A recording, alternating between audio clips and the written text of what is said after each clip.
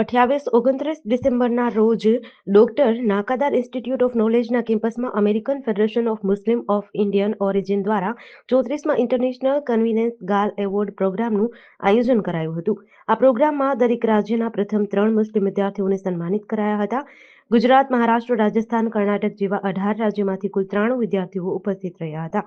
જેમાં પ્રથમને gold medal અને 7,000 રોકડ પુરસ્કાર તેમજ દ્વિતીય અને સિલ્વર મેડલ, 5,000 રોકડ પુરસ્કાર, તૃતીય આવેલ વિદ્યાર્થીને બ્રોન્ઝ મેડલ અને 3,000 રોકડ પુરસ્કાર આપ્યો હતો.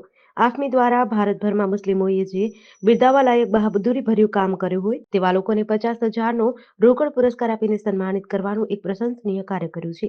આ વર્ષે ભાવનગરના કોળિયાદ ગામ પાસે યાત્રા કરી પરત ફરતા હિન્દુ ભાઈઓની બસ પાણીના પ્રવાહમાં ફસાઈ હતી. તે સમયે 29 યાત્રીઓને ભાવનગરના મુસ્લિમ મોહમ્મદ હુસેનભાઈ અને મહેબૂબભાઈ સૈયદે યાત્રીઓને હેમખેમ બહાર કાઢી પ્રશંસનીય અને બહાદુરીપૂર્વક કામ કર્યું હતું. તેમજ તાજેતરમાં બોમ્બેમાં જે બોટ દુર્ઘટનામાં લોકો ડૂબ્યા હતા તેમને પણ મુસ્લિમ ભાઈઓએ બચાવીને બહાદુરી દર્શાવી હતી. તેમને પણ 50,000નો રોકડ પુરસ્કાર આપી સન્માનિત કર્યા હતા.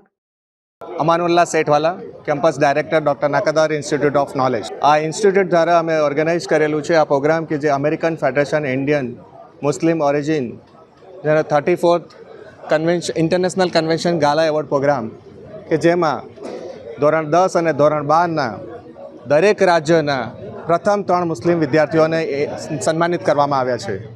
આ પ્રોગ્રામમાં જે રાજ્ય ગુજરાત છે, મહારાષ્ટ્ર છે, રાજસ્થાન છે, એવા અમારી પાસે વેસ્ટ બેંગાલથી 93 સ્ટુડન્ટ્સ આવેલા છે. 93 સ્ટુડન્ટ્સને અમે ગોલ્ડ મેડલ, સિલ્વર મેડલ અને બ્રોન્ઝ મેડલ તથા પ્રથમ ક્રમે 7,000, 3,000 અને 5,000 એવા કેશ પ્રાઇઝ આપેલી છે. તો આમાં એક મકસદ છે આફમીના જે ફાઉન્ડર ટ્રસ્ટી છે ડૉક્ટર અબ્દુર રહેમાન એસ નાકાદા સાહેબ અને તેમની આફમી ઓર્ગેનાઇઝેશન જે ટીમ છે તે એવું વિચારી રહ્યા છે કે હિન્દુસ્તાનમાં જ્યારે આપણે બાળકોને પ્રોત્સાહિત કરવામાં આવે અને એ જો બાળકો પ્રોત્સાહિત થશે અને એ તાલીમની બાબતે હાયર એજ્યુકેશન લેશે તો દેશ અને સમાજનું પ્રગતિ થશે.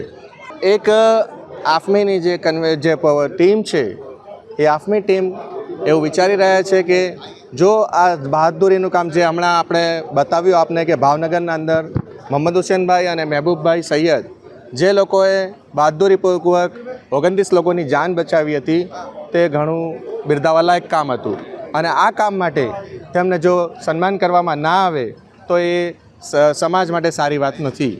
અને આ જ એક હેતુ હતો કે જો એમનું હિંમતપૂર્વક જે કામ કર્યું છે તે જ રીતે સમાજના દરેક વ્યક્તિ આવું નેક કામ કરશે તો હંમેશા દેશ અને સમાજની પ્રગતિ થશે. તેમને એએફએમઆઈ થ્રુ બંને ભાઈઓને 50,000નો રોકડ પુરસ્કાર આપવામાં આવ્યો છે. અને આવતીકાલે જે હમણાં ગયા અઠવાડિયે મુંબઈમાં જે હાદસો થયો, આ જ હાદસો થયો છે જેમાં 35 લોકોની જાન બતાવી છે મોહમ્મદ આરિફ, તે આવતીકાલે આવવાના છે અને તેમને પણ 50,000નો પુરસ્કાર આપવામાં આવશે. અને આ એક મેસેજ જઈ રહ્યો છે આફમી દ્વારા કે જે લોકો કંઈક સારું કામ કરે છે, નેક કામ કરે છે, કોમ માટે કામ કરે છે, માનવતા માટે કામ કરે છે, તેમને બિરદાવવા ખૂબ જ જરૂરી છે. અને આફમીની ઓર્ગેનાઇઝેશન દ્વારા તેમને બિરદાવવામાં આવ્યા છે. તે ઘણી ખુશીની વાત છે આપણા સમાજ માટે, દેશ માટે. ભારતભરના જે વિદ્યાર્થીઓ અહીંયા આવ્યા છે, સૌથી પહેલાં તો દરેકને હું સ્વાગત કરું છું.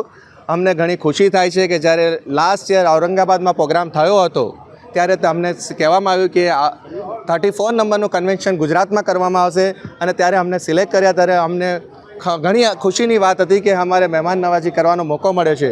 પણ જ્યારે આ આફમીના ડૉક્ટર નાકાદા સાહેબ જેની ઉંમર છે અત્યારે હાલમાં 90 વર્ષ અને અલી કુરેશી સાહેબ હાલના પ્રેસિડન્ટ જેમની ઉંમર છે 85 વર્ષ, આ લોકોને જોઈને અમને ઘણી પ્રેરણા મળે છે કે આ ઉંમરે લોકો કોમની ખિદમત કરે છે, સમાજના બાળકો માટે વિચારે છે, સમાજ માટે વિચારે છે અને દેશ માટે વિચારે છે. તો આપણે નવજવાન હોય અને દરેક માનવતા માટે આ વસ્તુ, આ લોકોની ઉંમર જોઈને આપણે વિચારવું જોઈએ કે આપણે સમાજ માટે કશું કરવું જોઈએ. मुस्लिम बच्चों की कैसे हौसला अफजाई की जाए ताकि वो एजुकेशन में किसी से कम न रहे जी और आगे अब जब हमने ये प्रोग्राम स्टार्ट किया तब तकरीबन हार्डली हम देखते थे कोई स्टूडेंट को 80% से ज़्यादा पास मिलेगा. 10 साल के बाद हमें पता चला जब हमने सर्वे किया तकरीबन उस टाइम पे 80 स्टूडेंट जैसे थे कि उनको 80% से ज़्यादा मार्क्स होने लगे। आज ये हाल है कि 95-96% ऑफ मुस्लिम स्टूडेंट्स को 85 to 90% से अबाउट मार्क्स आते हैं। और कई students at least this year there are 5 students के जिनको 100% मार्क्स है डिफरेंट बोर्ड्स के अंदर।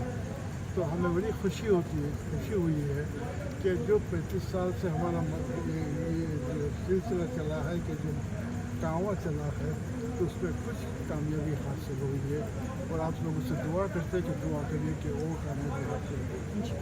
आज आपने ऐलान किया कि अगला जो आप लोगों का अवार्ड सम्मान है वो मुंबई में होगा। जी, द नेक्स्ट ईयर का फंक्शन जो होगा वो बॉम्बे में होगा।